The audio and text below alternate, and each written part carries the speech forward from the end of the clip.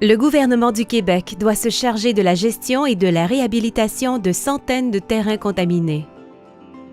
Un terrain est contaminé lorsque la concentration des contaminants présents dans le sol, les eaux de surface ou les eaux souterraines dépasse les normes environnementales.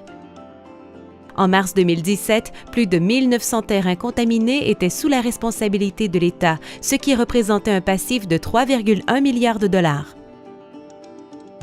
En 2012-2013, le gouvernement s'était fixé l'objectif de réduire de 50% sur une période de 10 ans la valeur du passif environnemental sous sa responsabilité réelle.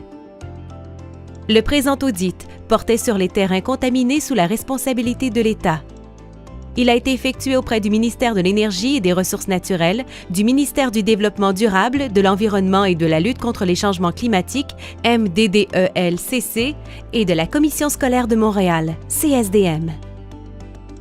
L'objectif de l'audit était de déterminer si des mécanismes visant à assurer la coordination des actions des entités responsables de terrains contaminés avaient été mis en place afin que ces actions soient cohérentes, efficaces et efficientes, ainsi qu'à déterminer si les entités auditées réhabilitaient les terrains contaminés sous leur responsabilité de façon efficace et efficiente et dans une perspective de développement durable.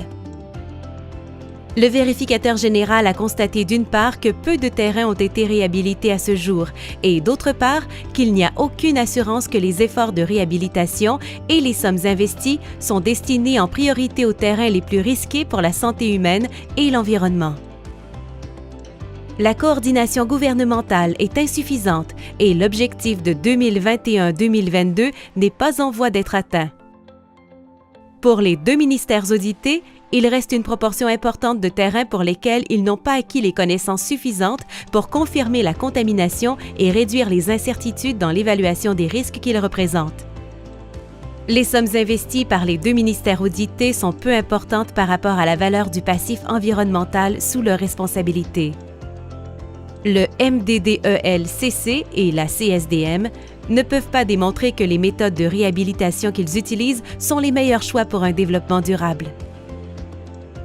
À la lumière de ces constats, le vérificateur général a formulé ses recommandations. Cela n'est qu'un aperçu de cet audit. Nous vous invitons à consulter le rapport entier au www.vgq.qc.ca.